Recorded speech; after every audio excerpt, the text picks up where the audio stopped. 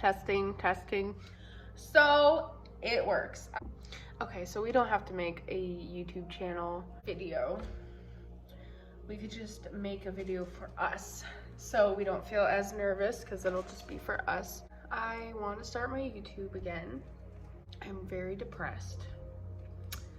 I don't like being depressed, but this makes me excited. So I think I'm gonna go for it again and we're gonna do it. I'm gonna do some vlogs, some cooking, some clothing hauls, some crafts, talk about life, things we hate, things that we want to improve in ourselves. I'm very excited for this, and I just don't know where to start. I feel like it's been so long since I've done this last, and I'm just like, I don't know if right this second is the best time to start. If it's not now, then it might as well be never, because I keep procrastinating all this.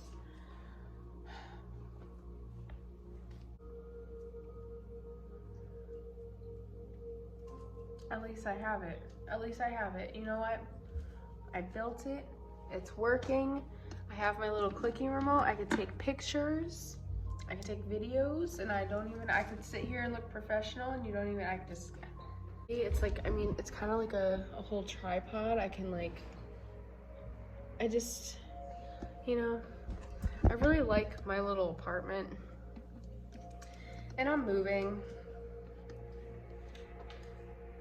and I'm kind of sad. I don't like the outside of the apartment, but I really like my inside of my apartment.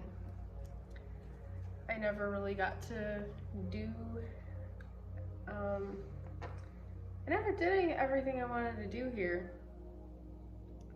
When I came here, it was like, yes, fresh start, and it was in the midst of like COVID happening, and like my work opened back up, and I focused on getting back to work, and I just kept putting all of this off, and now I'm leaving this apartment, and I never used the space to my fullest potential, I feel like.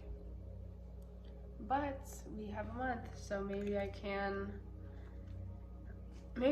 do it, a little bit of what I wanted to do. A little bit. You know what? Yeah, that is where I will start. I always feel like I put things off because I feel like I'm not ready. I'm not pretty enough to do it in this moment. Like, I don't look ready. I don't feel ready. I don't know what to say.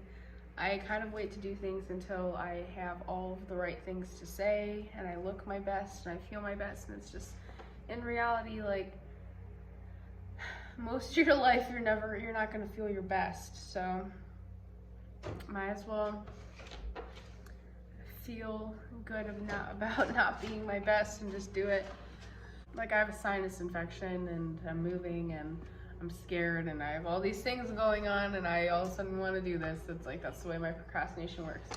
But I think that's a huge lesson in here, and I think that it's a good start. So we can start with this. We can make this my first vlog back, even though it's probably gonna be really awkward, but it's better to start now than never. Always start and then I don't stay consistent, so I'm just enjoying the view. So maybe we'll do that. I will do a series of videos that I never got to do because I procrastinated and was scared to do it for so long. Maybe I will put together an apartment series. Yeah, and we can make this a vlog today. Pretty much today I'm just finding motivation to like just do things. I have a lot on my mind, and I'm going through a big transition emotionally, spiritually, and even physically. I feel like everything's changing, and it's really whack for me to experience right now. So I right now at the most feel very vulnerable, but we could still turn the day around. Today I woke up and I went and I got acupuncture. That has been helping a lot with my anxiety and depression in certain areas. So yeah, I do that, and then I talked to my sister a lot today. I attempted to like take everything out of my fridge that I need to like cook today, and then I just left it on the counter in there. So I'm going to do that. I'm going to cook, prepare food for the rest of the week. I'm gonna take my dogs to the vet, so maybe we can create this into a vlog. And while we're here, you know, as brainstorm time. Oh my goodness, I don't know what all these, oh, it's still going, okay. I don't know if that, like, my phone did the whole, like, your phone's at 20% battery. Okay, so I have my lists. This could be our brainstorm time together. So when you're feeling really down or energyless and you have no direction, no time management, nothing, everything seems to be falling apart, we just go back to the brainstorm and you write things down. That's what I do. I write things down. I have a list of everything I want to do with my day. This is on my list, what I'm doing right now. So, and then you just like, you keep checking off the list. You just, it doesn't matter how long it takes you. It doesn't matter how much of it you get in one day. You just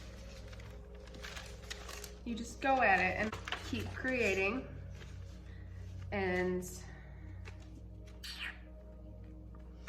keep it going. So I think I'm gonna take it back like a year. I'm gonna give myself this.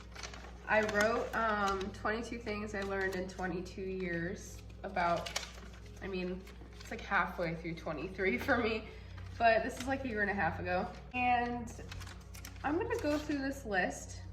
I'm gonna give my 22-year-old self the benefit of the doubt, and maybe going through this list will remind me of some things, or maybe I won't agree with some of these things now. Maybe my opinions have changed. So I think that that is a beautiful way to start. I think that we should do that. I should do the video that I planned on doing a year and a half ago, and then I will make an updated version of 23 things I learned in 23 years and do that one next and see what the new improved me thinks about all of this. So okay, so we're gonna start with the 22 things that I learned in 22 years. I am now 23. I meant to do this video a year and a half ago and I never did, and I think that my 22-year-old self is a little offended because she was so excited to do all this and I didn't, because I didn't believe in myself enough. So read exactly what I wrote on these papers, and I'm going to critique myself and pretty much give the updated version if I don't agree, if I do agree, and maybe I do agree, and maybe this will inspire me because I have not read this in a year and a half. So let's see. Number one, I wrote, it's okay to cry. I agree. I struggled with this for a little bit. I had people that told me crying's bad for you, don't be a baby, crying's not good for your body, but I can confidently say now that she was right.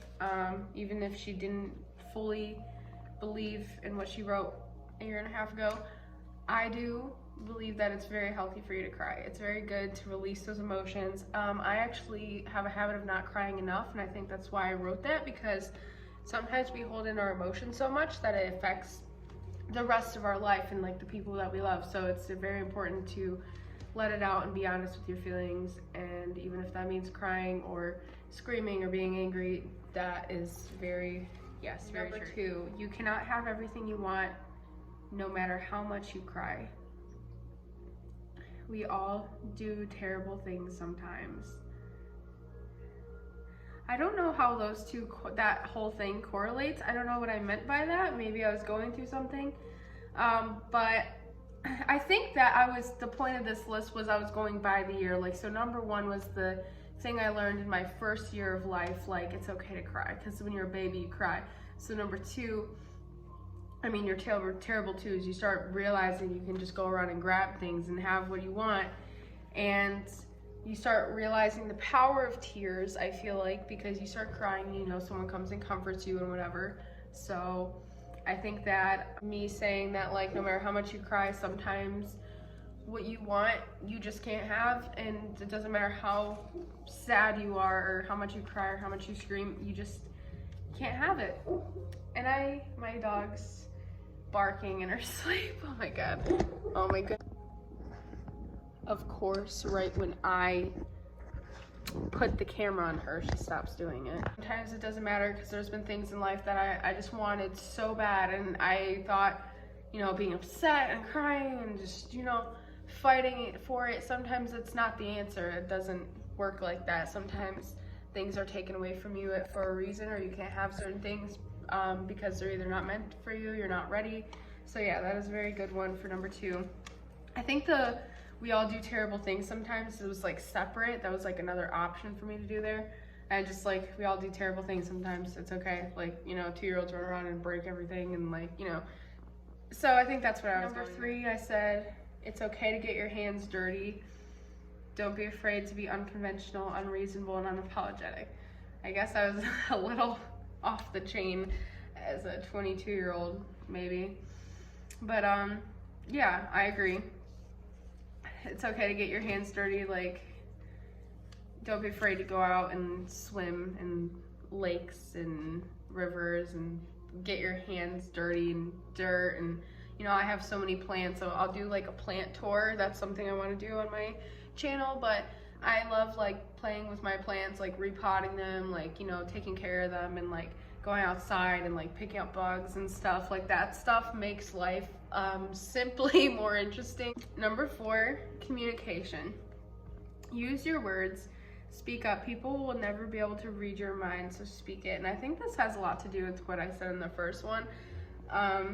Yeah, I think that a lot of times in life, depending on how you're raised and how you learn to communicate, I've always been a very good communicator, but I can't say I've always been very good at communicating my feelings, because sometimes, depending on where you came from, you weren't really taught how to be honest or communicate your feelings, especially if it's coming from someone who's currently a people pleaser. It's very hard to like sometimes be like, you know, and sometimes I think as someone that doesn't like confrontation or to burden anyone with your feelings, I think sometimes it is very hard to speak up about your emotions. So sometimes I just hope people pick up cues that I give off and like kind of mind read me, so I don't have to go through the trouble of being honest about how I feel, because it's scary, you know. You never know how someone's gonna respond to that, and it might not always be how you want. So but I've learned, yeah, people cannot read your mind. It's very important to speak up about your emotions and what you want, because people will never know. And even if they try to take a jab at it, it won't be exactly what you're thinking it is. So yeah, that's number 5. Learning new things makes life more interesting and fulfilling, and just makes more sense. Never stop learning. If we thought we knew everything in kindergarten, we wouldn't have gotten anywhere in life, and we would all be forever toddlers. It's really funny and cute. And it's crazy to think I wrote this. So yeah, that I couldn't have worded it any better than I did, I guess. But it goes for right now. Like, if you stop learning now, you won't move forward from here. And I like really, even today, like anytime I'm having any sort of bad day feelings, you know, I'm always Googling things, I'm always watching videos, I'm always talking to people that like give me insight and stuff, because like as well as you think you even know your life and yourself, like it's you don't. And it's like I'm always learning new things about myself every day. It's like I would say that myself is the hardest code to crack, because it's like, you know, you can crack other people's codes based on what you know about yourself. So it's like the first challenge is getting to know yourself and your life and figure out your day-to-day problems and issues, and even just like, you know, no matter how simple or complex. So it's like always be willing to learn, because if you aren't willing to learn and ask questions, like you're gonna get stumped no matter what it is. You could be cooking a recipe, you could be, you know, learning a new hobby, you could be trying to further your friendship or relationship, and it's not going to go anywhere if you don't know how to ask questions and, like, you know, be vulnerable enough to admit you don't know everything. So 6 was growing pains are real and they hurt, but you gain so much from them. So yes, I used to, like, there was moments in my life, I think, when like the growth felt good, but I didn't know how it was about to feel. So some growth feels, you know, good. Some of it feels like, okay. But I realized, like, where the core of the work is, it hurts to grow. Like, it hurts to, like, even with good things now, like, it hurts to kind of leave your comfort zone behind and, you know, grow up. It really feels like when you're growing up, like you're in your shins or your knees. I don't know if anybody ever had this, but I got growing pains in my legs and my back. Like, I was hitting a growth spurt and my body was growing so fast that I was like, you know, I'd get cramps and stuff. And that's kind of like how it is emotionally. Like, sometimes you just wake up and you're like, life is changing so fast, and you're like, you like almost feel like a cramp, and you're like, no, I don't, stop it, I don't like this. But you do really gain so much from them, because I could say that the times that I was the most hurt in life was when I skyrocketed the most in, like, my progress in every way that I could say that I have progressed. So yes. Why? Number 7, don't ever stop imagining, because it's the place that new ideas, theories, dreams, inventions, worlds, motivation happens. It's what influences everything in our lives. And I really do agree with this, but might I add, I would say that your imagination is a beautiful thing, and it comes with a lot. It goes both ways though. So I've learned that, yes, don't ever stop imagining and using your imagination and your mind to create, but don't stay in your imagination all of the time, because sometimes my imagination gets me in trouble and I see a little bit too much and I imagine a little bit too much, and it gets me a little crazy, and it'll backfire sometimes. But I would say when it comes to like creating like art and like, you know, creating moments in your relationships and, you know, creating the life that you really are excited about, oh, never stop using your imagination, because there's so many ways that you can go in this world. Like, and it all starts with your imagination. If we didn't have an imagination, we would only know what was in front of us and we wouldn't see the distance ahead. Your imagination fills that distance ahead with things that keep us going. So yeah, I really love our first 7. Now we're going to number 8. Number 8 is, there is no such thing as too creative and no limits to your creativity. And if someone thinks so, they're probably jealous. So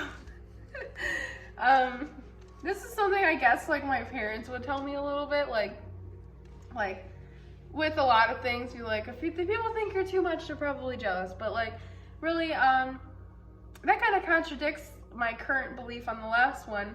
I would say more in a negative way. Sometimes my imagination gets me into trouble because I like overthink. I would say that's overthinking, not my imagination. Imagination I associate with good things, I guess. So yeah, there's really no such thing as too creative, because I feel like creativity is infinite. It has no finite end. It doesn't have a limit. It's like creativity, like there's no rules. There's just your energy and what you see in the world, and you take it in, and what is in you meshes together and it comes out. That's if that makes sense in a way.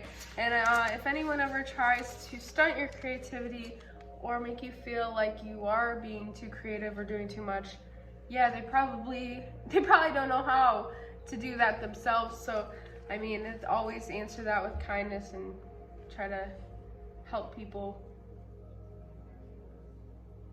People keep coming in and out of the apartment, so I keep hearing it, and then I'm like, I don't want the dog to bark in my video. So but yeah, pretty much always handle people that either are jealous or angry with your creative nature. If you could tell somebody's feeling some sort of way, I guess just maybe try to talk to them or invite them into your creativity, or if it's just straight a hater, because that just happens and there's no welcoming or joining or anything. It's just like ignore them and keep doing what you're supposed to be doing, because that's the only way to, handle that. So, oh wait, is it going? So, number 9, sounds a little deep, but it says nothing lasts forever. Everything is always evolving, growing, recycling, or dying. Love is the only thing that truly lasts, even beyond death, so always love. I could go and have a whole, what is it? Not like a TED Talk. I could have like a whole joint discussion on every part of this statement with people and discuss the many beliefs that I could bring from this. But truly, yeah, nothing lasts forever. It's like, your energy, I believe, and yeah, love, like when you love something, like you give that your energy, like it's love, I feel like should be and is. It's hard, but it's it's like, even when it's hard, it's still effortless, because it's you just love. There's not like, I don't have to do this or do that. Like, it's just, I just love you. And how that love can reach somebody, that's just all depending on effort both ways with people. But like, nothing, like even if somebody's not around that you can like tell or show that you love them, it's like you just still love them. Even if they're gone, you love them, and you don't need to like have something tangible to love something or someone. So yeah, I really think that, and everything material, it doesn't last forever. So okay, so number 10, laughter is life in yourself, friendships, and relationships. Being able to laugh at yourself and others, having the ability to make you laugh, is the most powerful light to own. Laughter releases pain relief endorphins that assist you when you're hurt. So if you can laugh at your pain, you are pretty much a self-made doctor. So I always tell everybody that, like, when you laugh, you really do. You release, I think your body releases these endorphins. At least I was told many years ago. Maybe that was a lie. I was told as a kid. I don't know. I got to research it. But it releases painkillers in your body, natural painkillers that actually help with pain. So if you are hurting and you can find a way to make you laugh, it immediately releases good chemicals that fight off actual pain, like that have the same effect as taking ibuprofen, I'm pretty sure. But yeah, that's so you are pretty much your own answer, your own doctor. It's so funny to be reading this right now because I like totally forgot about some of these things. Not everyone is your friend nor wants to be your friend, and it's not your fault or your problem, and you shouldn't want everyone to be your friend anyway. Yes, that is a savage comment, and I think for number 11, yeah, that was when I first started to really get into the drama of friendships and girls and boys or whatever, and I think that still applies to my life today. I can say as a 23-year-old, I still have to learn the hard way, because I just love people. Like, I love talking to people, learning their life story. Like, I love making memories with people, like no matter what time, where, with who. Like, I just like to make memories. So like, I think that I fall in love with people and humanity, and light and dark, like I fall in love easily with all of it. So I think sometimes I have to remind myself that not everyone's my friend, and it's okay, and it's not my fault, and I'm not responsible for being everyone's friend. And if I was everyone's friend, then I wouldn't have time for people that I really love. So it's like I should just, I should cherish the people that I have, and if I love and lose people, then, it's okay, because nothing lasts forever, like it says in number 9. Okay, number 12, I remember writing this, and I was very passionate about this. Don't do something because everyone else is doing it. I remember when I was 12, I was in middle school, and everybody was on the Kool-Aid trend. And if you don't know what the Kool-Aid trend is, it is literally when you take Kool-Aid, you pour it in some water, you microwave it and for like 8 minutes or something, and then you like take your hair and you let it soak in the Kool-Aid for like, I don't even know the whole process anymore, but everybody in school was Kool-Aiding their hair. And there was girls that dyed their hair and stuff, obviously, but I wasn't allowed to. So my parents wouldn't let me dye my hair with real dye because it was not good for you. It's chemicals. They didn't want chemicals on my head as a 12-year-old. I understand now. I don't know. I just felt like, I felt a little left out. So I did the Kool-Aid thing, right? And I kept doing it. And I did it to the underneath of my hair. And eventually, to this day, it's still kind of is a little off down here, but pretty much it would fade out and turn into this vomit pink, and then I had to keep redoing it. Well, it never really comes out. Like, that vomit pink would never come out, so I kept redyeing it, and I learned later on that Kool-Aid actually dries out your hair, like, it's a lot. And I was doing it so much that, like, the bottom of my hair thinned out, and, like, it wasn't growing. It was just, like, short and thin and, like, really weird and wispy, like, and it just stayed like that forever, and, like, my hair literally wasn't growing. Like, it stayed the same length. It was, like, super short. Even to this day, it's a little shorter than the rest of my hair, but I would say that, like, this stuff under here, it damaged it. And it's like, my hair is nice, like, I have nice hair, but that affected me for, like, years. It took years to get, like, some normal growth under there because, like, of this Kool-Aid trend. And I was like, so long story short, don't try to be cool and do what everyone else is doing because you're probably going to regret it eventually. It's kind of in relation to a lot of this up-to-date 2020, 2021 beauty standards that everyone's going to get. I just think that, be careful about what you do to your body because you might not be able to take it back. Okay, so number 13 is change is good and unavoidable, so you may as well accept it and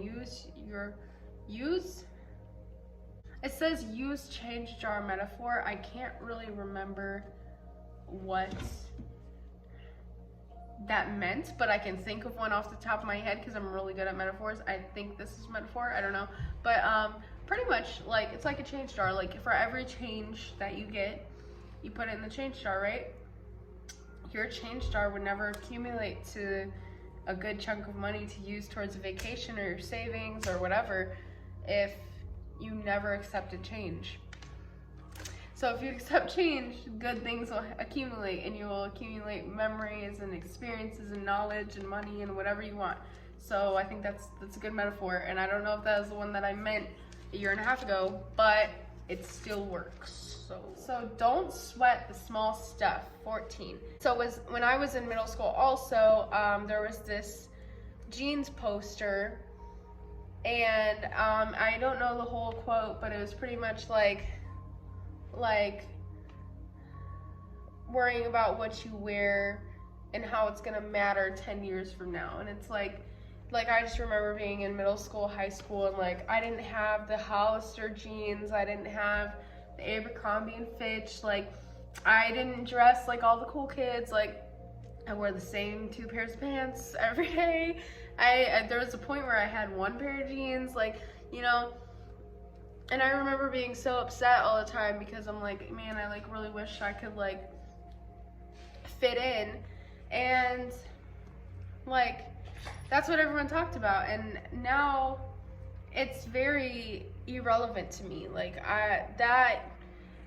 I don't even remember any of that, like being that important at the end of the day. So pretty much my whole conclusion was, if it won't matter in 10 years from now, then it doesn't matter, because really I was so torn up. Sometimes I would cry. I would come home and be like, my jeans are so old, and like, all these girls are so cool. And it was like, really, like, yeah, it did affect my social life a lot in high school, but it's like, now that I'm here, none of those people talk to me. None of those people even talk to me now. And it's like, maybe if I wore those jeans, maybe they would still talk to me? No, because it's like, why would I want some friends based off of a pair of pants? You know, like, I'm okay on it. So, you know, if you're ever worrying about what you wear. And now I dress very nicely how I want to dress, and I don't wear any of that stuff, actually. I dress other ways, and I dress how I want, and it's like my style, and I'm grateful for what I wear and having clothes now, because from not having a lot, you're more grateful when you do have a lot. So, okay, relating back to change, number 15, and following other people, trends, pop culture, the newest, coolest things will eventually be the old, boring things. So only invest parts of yourself into things you will never get sick of, with some healthy experimentation. Try new things to see what you would like, but don't invest yourself into trying to be popular or relevant, or try to be someone else, because yeah, this list is so, I spilled something on it, so I can't read it all. Pretty much it just says, yeah, but don't invest yourself into trying to be popular or someone else, because and I'm guessing it's because, I'll finish that, it's because there is no you out there but you, and you should always try to be you, and trying to be someone else just takes away from the gifts that you have to offer the world. And it's like, yeah, you can try as hard as you can. What I like to tell people is, I could take a mold, or you could take a mold of me, my whole body, 3-dimensional, and you could take me with you to a plastic surgeon, right? You could tell them, I want to look exactly like her. I want this, I want that, I want this. And it's like, no matter how much money you spend, you will never look like me. And you will never be me from the inside out, because what is on the inside comes through the outside. It's like, you will never have that, and I can never have that with anyone else. I could take a mold of whoever I want to look like, and I will never look exactly like them. So it's like, you might as well embrace your flaws and kind of take that as a good thing, and be like, you know what, there is no one out there made just like me. And that's awesome. That's amazing. So I'm going to take that, and I'm going to use that to create my own unique life. And, you know, like, point blank, that's exactly it. So there is no age or time things. There is no age or time things are supposed to happen. There is no premeditated timeline on your life. What is that? Oh, that's the paper. Okay. There is no premeditated timeline on your life. So don't feel bad for not being at a point in your life or getting what you want by a certain age, because everyone else is on their own timeline for everything. And it's pretty much like, the biggest example I can use was 16. I thought I was a year older than all of my class in school. I got held back a grade, and I was a year behind. But I looked at the bright side. I was like, okay, you know what? I'm gonna get a car before everyone else gets a car, because when you turn 16, you get your driver's license and you can have a car. So I was like, oh yeah, I'm gonna get a car. I'm gonna drive before everyone else. Well, I did not start driving or get a car until I was 20 and moved out of my family's house. So, and I was always so upset about that. I was like, I was supposed to get a car first before everyone else in my grade, and I didn't. And I was really upset about that. But at the end of the day, it's like, I didn't start driving until I was 20. There were so many things I experienced because I didn't have a car, and not all of them were good, but it's like, that was life. And it's like, now, I mean, I got a car when I was 20, and it's like, life went on. And it's like, I mean, I didn't go to school yet and go to college, or, you know, and it's like, other people's timelines look like that, and it's like mine doesn't. And I used to feel bad, but it's like there's a lot of people that have kids right now from my high school that are getting married or this, that, and it's like some of them went to school, some of them didn't. It's like we're all so different, and it's like we're all on our own adventure, and it's like we're all gonna make it, and there's a chance to be happy no matter where you came from or what timeline or things you've achieved by a certain age. Like, you know, like there's the potential to be happy in any of those situations. So there's no rush, and it's good to do it when it feels right for you. So don't let other people's timelines intimidate you into thinking you should have certain things right now, because they're them. They haven't lived your life, and they don't know the people you know. So, okay, so number 17, you aren't going to be good at everything, and you may not find what you are good at for a while. That comes with the soul search, and it's okay to not be good at something. It doesn't make you any less unique than the person who is good at it. So, yeah, I mean, like, I've learned over the last, like, couple years that, like, I had this book, and it was, like, How to Be Everything, and it was, like, you know, I don't even think I've read it all the way yet, but I was trying to do everything. Like, there was things that I didn't even enjoy doing that I was trying to do, and it was like, I was just trying to be good at everything, and it was like, why? Like, why do you want to be good at everything? And, like, also, like, I didn't even have anything that I was genuinely, like, excited for that I was good at. I didn't have that. There was nothing in school or growing up that I, like, got attached to, or I felt, like, passionate about, or, like, I was good at. I just didn't have that. It was always changing, and I was always confused as to why it was changing, and it was like, sometimes you don't find that until later, and that was the case for me. It took me until pretty much 20 to find that what I was passionate about, and it's not what everyone else, you know, thinks, or what you thought you were going to be passionate about. It just doesn't happen that way, and it's okay to do things out of enjoyment, even if you're not good at them. Like, okay, I was never good at art or painting or sketching, and it's like, sometimes it's fun just to whip out a sketch or, like, do a painting or something, you know, like, just for the fun and love of it, like, you know. So don't take everything so seriously, and just have fun with it, and you will find naturally what you're good at just from trying new things and having fun, even if you're not perfect, and striving to be a professional at every single thing that you do in life. So 18, it's okay to take uncalculated, unconventional, unplanned, unreasonable risks. If you find that your gut or mind reminding you of something constantly and you keep ignoring it because it doesn't make sense, it doesn't have to make sense. That's how we grow and learn. Just do it, and if you fail or it goes wrong, at least you know and learn from it. So pretty much, I mean, I think this was like, came from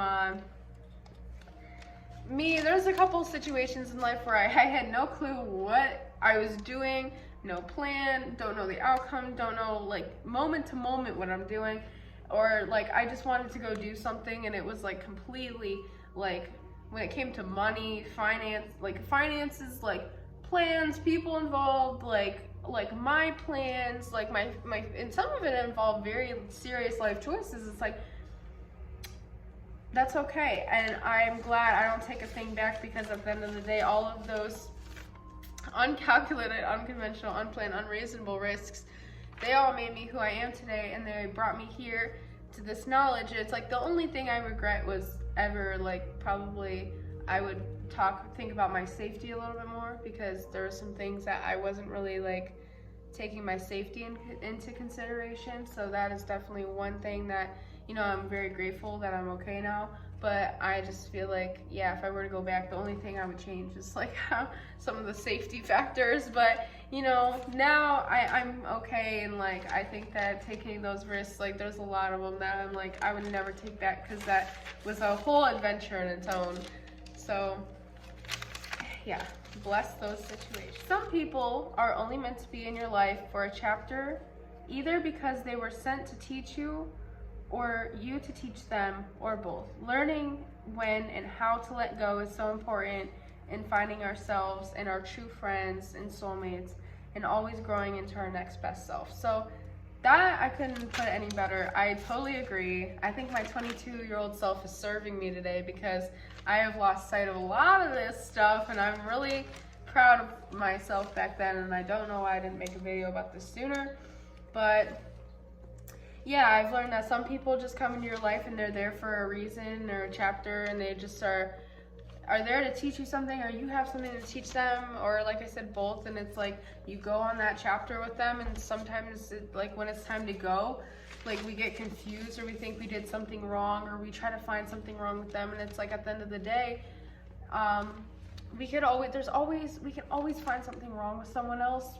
Like even if you, but I think when those moments come where we have to let go, we can't just like end it without a reason. So we try to find and reach for these things, but it's like sometimes it's just these people were there to fill some time in between things in your life, and it's like that's okay. Like knowing when to let go will save you a lot more pretty much beating up on yourself or hatred towards someone else for not understanding just how life goes sometimes. So I wish I would have known that a little sooner, but definitely learned that when I was 19, so it was a lot of changes going on. 20, make a bucket list and actually do it. Talk about doing one thing a day that scares you to build confidence, reduce anxiety, and create adventure. And honestly, I could say that I did this for like a year, and my whole life literally changed. Like my job changed, my relationships changed, my everything changed. My home, like I can't say that a thing stayed the same by doing this bucket list. I created a bucket list and I just put things on it like half-heartedly, like things that I just was very curious to do and try, like take trips, get a dog, like you know, and my whole life changed. And I could say that this actually helped me adapt to change, because nobody likes change, like especially when you're really comfortable and you know how things work. It's really hard to get out of that comfort zone. So I remember like during this time I'd be like, I had my list, and then like something would happen throughout the day, and I'd be like, I'd notice I was very fearful of whatever situation was happening. And as long, once again, your safety is secure, face that fear. Like if you catch yourself being scared of something, then you need to do it, because if you don't, you're backing down to fear. And the more that you do that and practice that, the more that's going to reflect in your life, and you're not going to be able to go through changes positively, you know. So I went wild. She is like who I aspire to be most of the time, and it's like created adventure and memories, and I met so many people, and it really is how I am where I am in my life today. And I can say that I'm very grateful for where I am today. So yeah, make a bucket list, make it as crazy as you want, just be careful and take your safety into account. So okay, work less and play more. 21. You have your whole life to work and be serious, and it's about finding that balance, but it's okay to choose valuable memories, risky road trips, and romantic, hooky, and family time over money and work, and things that just don't measure up to the things that truly pleasure our soul. So yeah, I say that this one came from me, really. This one really came from me. When I was 21, all I did was work. Like I say, like when you turn 21, that's like the highlight of your life, and you're like, oh my God, I'm 21, I'm gonna do all this stuff, I'm gonna go out and drink with my friends all the time, like, you know, like that's like the year. All I did was work. I worked like crazy. Like I literally my whole life revolved around work, and like near the end of it was when I started to try to like come out of my shell and go do things, and then lockdown happened. So, you know, it's very important to make time for the things that make your heart happy, and, you know, like choose to make memories and take those trips and spend time with your partner and family, because there's always more money to make. You have your whole life to fill with schedules and routine and work and money. It's like those memories, like there's always time to make more money, but you can't get that time back. Time, once it's gone, you can't get more of it. It's like I can go and make like somewhere, somehow there's a huge amount of money to be made, but it's like I can't go make a huge amount of time. You have to choose a huge amount of time to really fill you up with those things that you love. So That is probably the most important one for me, I think, and I really love that. And then, okay, last one, 22. Your voice does matter. Your actions do matter. Your desires, your mind and mental health matters. Your skin color matters. I think many of us are convinced early on in life that our one person and voice that we have to offer won't make a difference, and we make excuses as to why we don't matter and aren't good enough. So not giving a shit. I don't know if it's so not giving a looks cooler and an easier way out of caring and having to put in the work and really taking ownership for our lives and realizing we are all as good enough. Good enough. Oh, so we are all as good enough as we let ourselves be. So this year is about change, being more self-aware, and making changes in our lives that impact the world positively, and seeing that giving a shit does not make you weak and it is okay to care. It's easier to not give a shit about a lot of things going on and then to care and do something about it. Okay, I get it. This goes for everything: personal, community, environmental, and worldwide. So that pretty much sums it up for itself.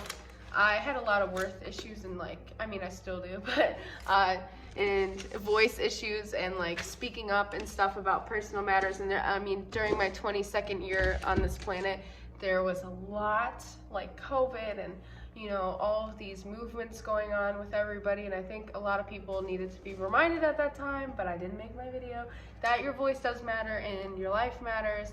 And if you think that you want to make a change in something and an impact, then you should go do it, because all of us as a collective, individually speaking up and knowing that our voice does matter, that's how we make a difference in this whole universe. So yes, that was my list for today. So yeah, that's all. Bye.